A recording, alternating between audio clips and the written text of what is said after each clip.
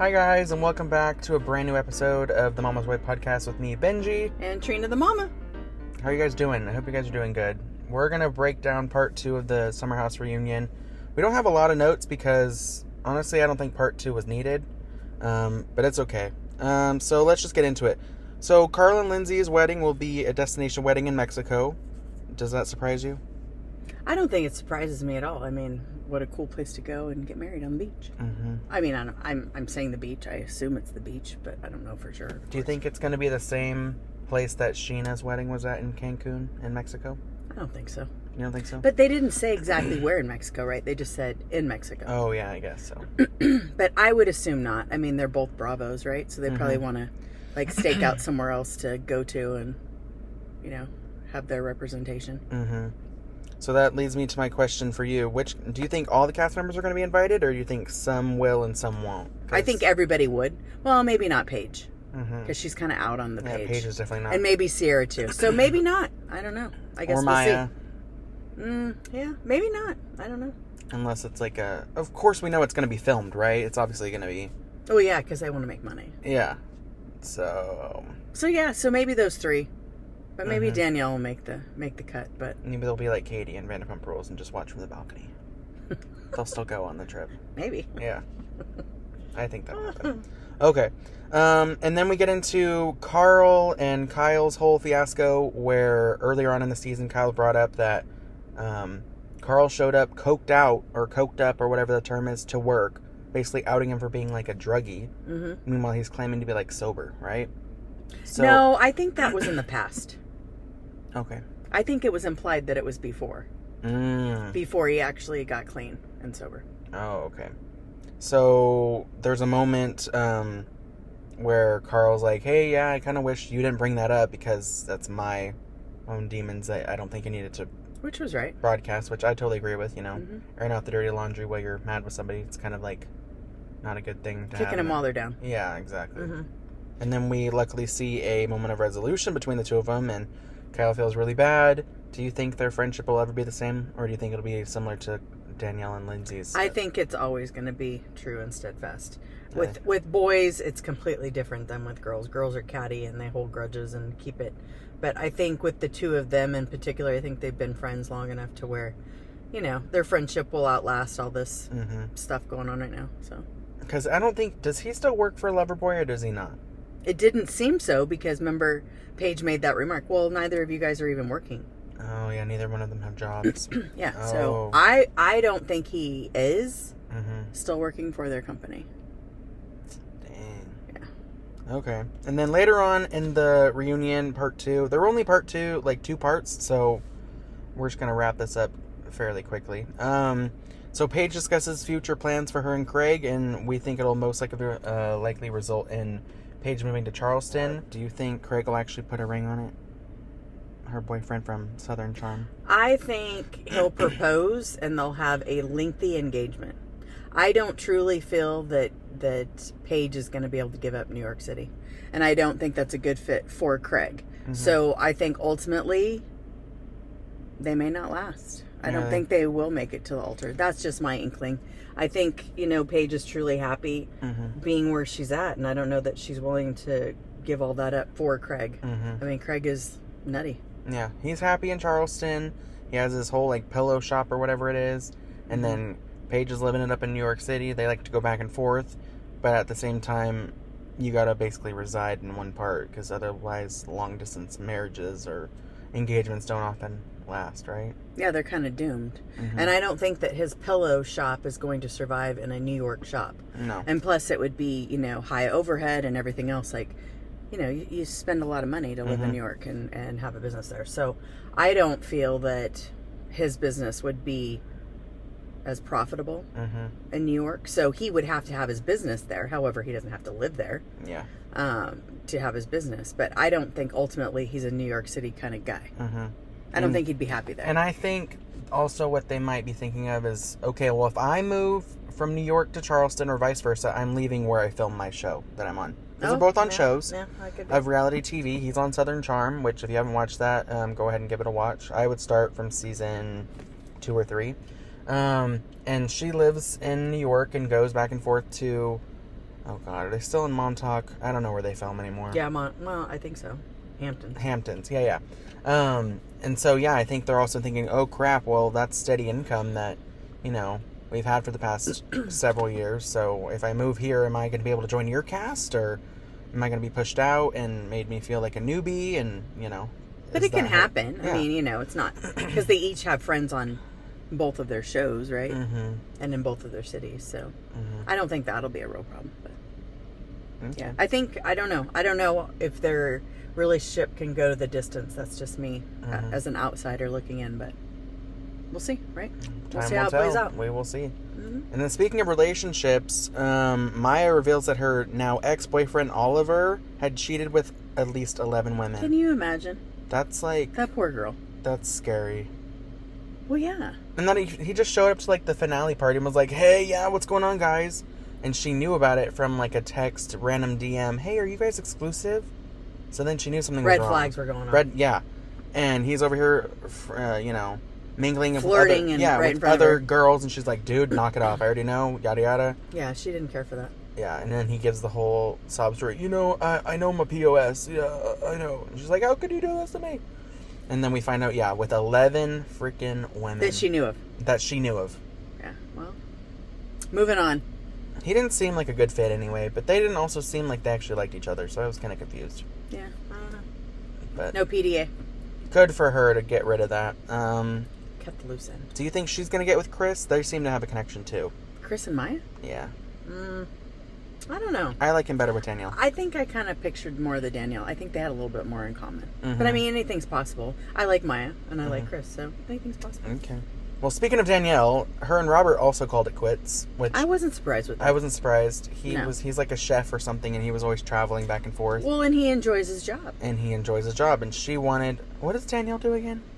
She switched up jobs marketing. Or something. Yeah, something. It's kind of a cool job, but... you know, she can do that job, I think, just about anywhere, especially since COVID had hit. And, you know, you can be on your computer. You don't have to be sitting in a desk in a city in an uprise. What do you call this? Yeah, uprise, right? I don't know the term. High rise. Yeah, New York terms, I don't know. Yeah, but anyway, so I think her job is a little more doable anywhere. However, him being a chef, I mean, he's traveling. He's going to different cities. And what was he, Aspen and Montauk and whatever. So... I think he wasn't willing to give up all of those things right now. So his job was a little more important than his relationship. Yeah.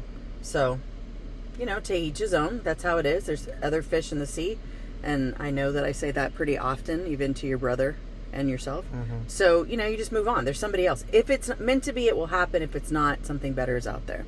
So I truly believe something better will happen for the girl. And so as she was going through this breakup, basically silently, Lindsay was basically angry with Danielle because she didn't get a text from Danielle saying, hey, I need you, instead of being there as an actual friend and seeing that you're going through something. She wanted a text. Why would she feel comfortable even reaching out to her? She was just shamed by her. She's like, well, you never like thrown to the wolves and put to the side, and I wasn't important. And, you know, she had that overall feeling. So why would Danielle even reach out to Lindsay for support? Not. I wouldn't. I would have been like, F you. Yeah, and why would I mean, she would have worked out. Maybe she reached out to Paige and Maya and Sierra and, you know, the new girls that actually showed her any type of support and understanding. And no, I wouldn't have reached out to Lindsay. Well, why should you have to? Hey, by the way, I'm struggling, ex-bestie. No, I'm not going to just made her feel like crap anyway. Like, no. Yeah.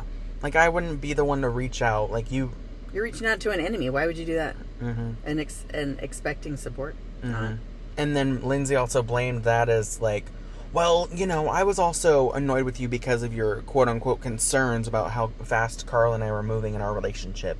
And that was also her justification for not wanting them to reach out to Danielle, as hers is demising and falling apart. She's just a jealous, bitter person. No, I agree. Lindsay.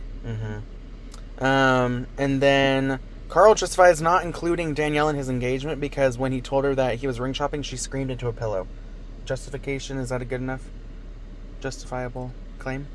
I think overall they just did not want any negativity towards anything they were doing to be said. And, you know, as a friend and seeing both of them in other relationships and now together, I mean, she should have concerns. She's open to have concerns, and that's her opinion. So, I mean, yeah, it's a little off-putting, to hear that. But that's your friend. I thought she can be open and share her feelings, but I think they just took it all too wrong. That's just me. Like, come on. How old are you? And then the reunion winds down, and Andy brings up the final conversation that took place between Lindsay and Danielle, and how they were basically yelling at each other, saying, "Oh no, we're done." And Lindsay's like, "Oh well, we've been done since the start." That's very sad. She was very cold. Yeah, she was just like, "Well, you're not going to be invited anyway." So very bummer. Stoic. Like, she just did not care. She was done. She was over it. She's like, "I'm over it." That was very, very sad. And Danielle's clearly sad about it, and she just was like, brokenhearted. Whatever. Like, everything that she did for them is just like, forgotten in that split little second. Like, whatever. But you know what? I've seen that look and those actions from Lindsay before, and I think that's why I really don't care for her. She's just mean, and everything is about her. Make me a sandwich. Make me do this. Me. Forget it.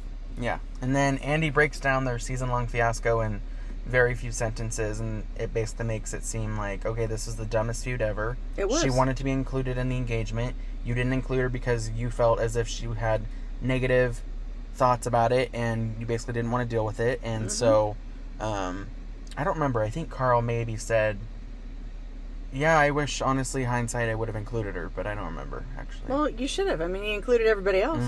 Yeah, he told all these different people, flew in this person, this, and this, and that was with Danielle's main part that she was annoyed with. She was like, yep, everybody knew except me.